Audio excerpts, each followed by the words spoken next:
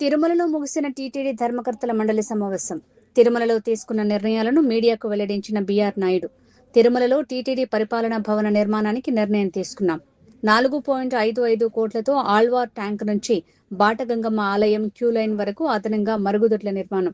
తిరుమలలో సర్కిల్స్ కూడళ్లకు ఆధ్యాత్మిక పేర్లను పెట్టేందుకు నిపుణుల కమిటీ ఏర్పాటు.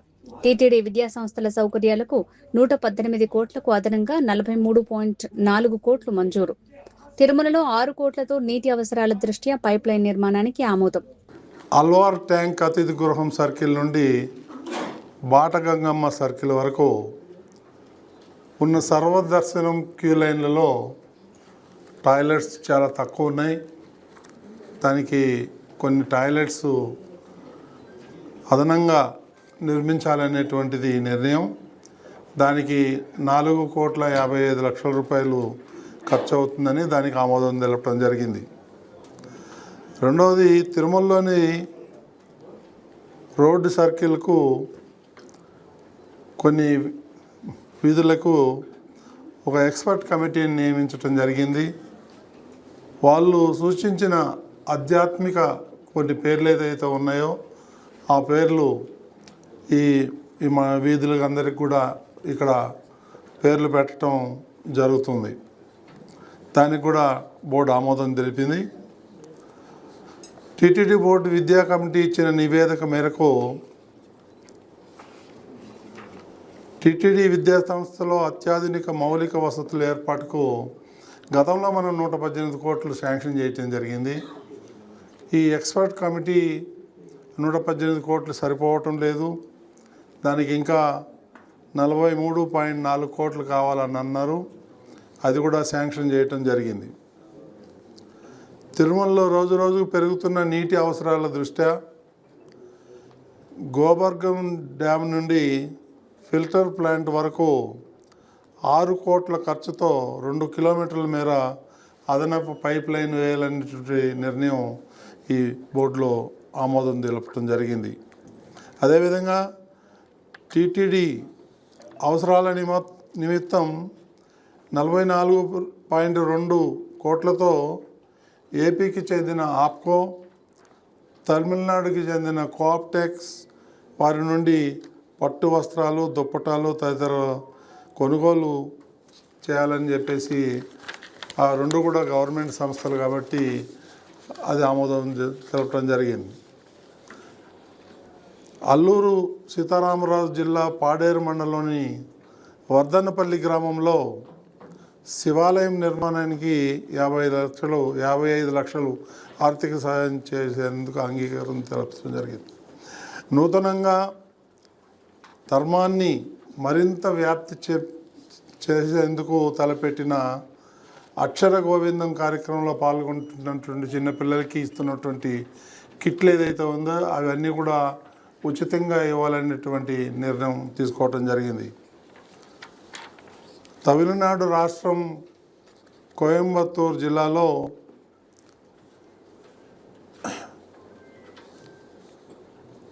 ఈ G2 అనేటువంటి సంస్థ 19.43 ఎకరాలు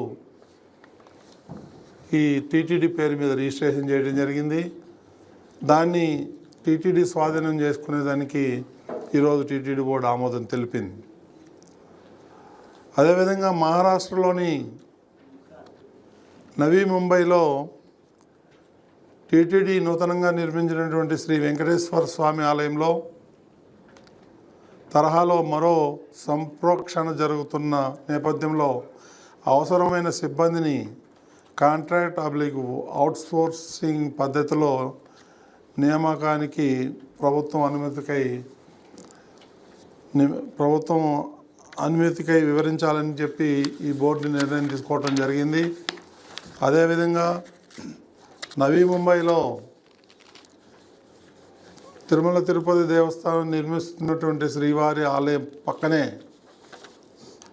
శ్రీ పద్మావతి అమ్మవారి ఆలయం నిర్మాణానికి అయ్యే పూర్తి ఖర్చులను భరించేందుకు ఇప్పుడున్న ప్రస్తుతమైనటువంటి టీటీడీ బోర్డు సభ్యులైనటువంటి శ్రీ సౌరభ్ బోరా ముందుకు వచ్చారు.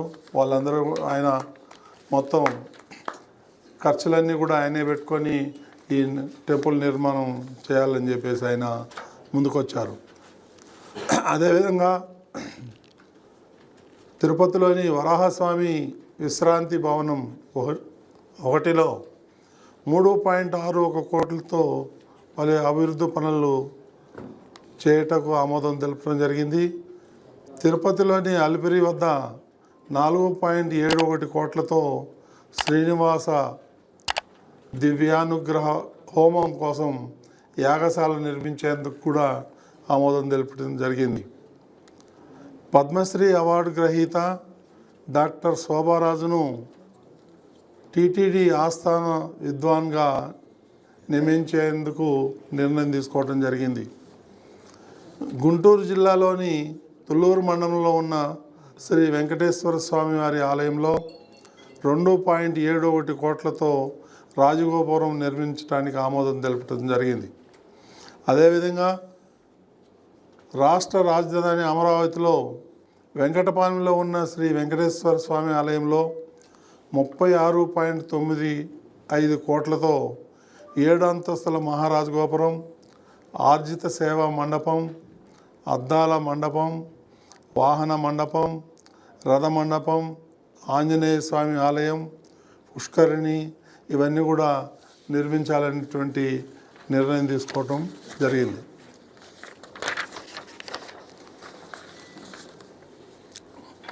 తిరుమలలో నూతనంగా పరిపాలనా భవనాన్ని ఒకటి నిర్మించేందుకు ఈరోజు బోర్డు నిర్ణయం తీసుకోవడం జరిగింది. సత్యసాయి జిల్లాలో లేపాక్షి అనేటువంటి ఊరిలో నూతనంగా కళ్యాణ మండపం నిర్మించేందుకు ఆమోదం తెలపడం జరిగింది. దాతల ప్రివిలేజ్కు సంబంధించిన విధి విధానాలను ఏర్పాటు చేయడానికి టీటీడీ బోర్డు సభ్యులతో కమిటీ ఏర్పాటు చేసేందుకు నిర్ణయం చేయడం జరిగింది. ఖమ్మంలో శ్రీవారి ఆలయ నిర్మాణానికి తెలంగాణ ప్రభుత్వం కేటాయించిన 20 ఎకరాల స్థలాన్ని టీటీడీ స్వాధీనం చేసుకొని అక్కడ ఆలయం నిర్మించేదానికి నిర్ణయం తీసుకోవటం జరిగింది. సిరిసిల్లలో శ్రీ లక్ష్మీ వెంకటేశ్వర నరసింహస్వామి వారి యొక్క దేవాలయంలో పెండింగ్ వర్క్స్ అన్నీ ఉన్నాయి. అవన్నీ కూడా కంప్లీట్ చేయడానికి ఆమోదం తెలపడం జరిగింది. అదేవిధంగా ఎల్లారెడ్డిపేటలో కూడా ఉన్నటువంటి టెంపుల్ ఏదైతే ఉందో వాటిని కూడా కన్సిడర్ చేయాలని నిర్ణయం తీసుకోవడం జరిగింది.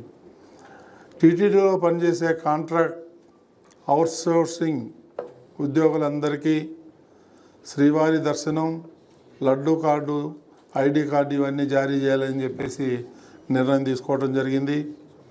అదేవిధంగా టీటీడీ ఉద్యోగులకు హెల్త్ స్కీమ్లో భాగంగా ఇప్పుడు ఇస్తున్న 3 లక్షలకు అదనంగా మరో 2 లక్షలు రీఎంబర్స్మెంట్ చేసేందుకు ఆమోదం తెలపడం జరిగింది. అలిపిరి టోల్ గేట్ వద్ద వాహనాల రద్దీని తగ్గించేందుకు అలిపిరిలోని శ్రీ వినాయక స్వామి ఆలయం సమీపంలో 4.25 కోట్లతో బస్సుల తనిఖీల కోసం ఇప్పుడు ఉపయోగిస్తున్న వాటికి అదనంగా శాశ్వత షెడ్లను ఏర్పాటు చేయాలనేటువంటి నిర్ణయం తీసుకోవడం జరిగింది. ప్రభుత్వ నిబంధనలను అనుసరించి ధూపదీప నైవేద్యం పథకం కింద ప్రస్తుతం ప్రతి నెల అర్చకులకు ఇస్తున్నటువంటి 5,000 రూపాయల నుండి 10,000 రూపాయల వరకు పెంచడం జరిగింది.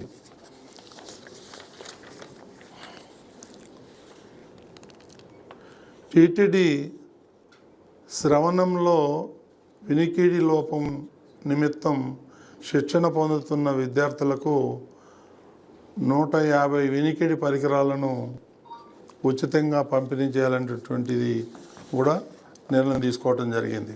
ఇకపోతే టీటీడీ ఉద్యోగులకు ఇచ్చినటువంటి అక్కడ ఏదైతే స్థలాలు ఉన్నాయో వాటిని గత 2-3 ఏళ్ళుగా ఎవరో పట్టించుకోలేదు. దానికి ఏం చేయాలనేటువంటి సుదీర్ఘంగా బోర్డులో చర్చించడం జరిగింది. దీనికి ఒక 5 మందిని ఎక్స్పర్ట్ కమిటీని వేస్తాం, బోర్డు మెంబర్లు, తర్వాత కొంతమంది ప్రజాప్రతినిధులు యూనియన్ వాళ్ళని అందరిని కూడా ఒక 5-6 మంది సభ్యులను వేసి కమిటీ వేసి దాన్ని రిపోర్ట్ తీసుకొని పనులు ప్రారంభించాలనేటువంటి ఉద్దేశంతో ఈరోజు నిర్ణయం తీసుకోవటం జరిగింది. తర్వాత ఈ అలిపిరి దగ్గర ఏదైతే మనం పెద్ద కాంప్లెక్స్ కడదాం అనుకున్నామో అది కూడా ఒక 1 మంత్లో ఒక రూపురేఖలు తీసుకొచ్చి అక్కడ స్థలం కూడా సెలెక్ట్ చేసి అది కూడా 1-2 మంత్స్లో ఫౌండేషన్ స్టోన్ వేయాలని కూడా నిర్ణయం తీసుకోవడం జరిగింది.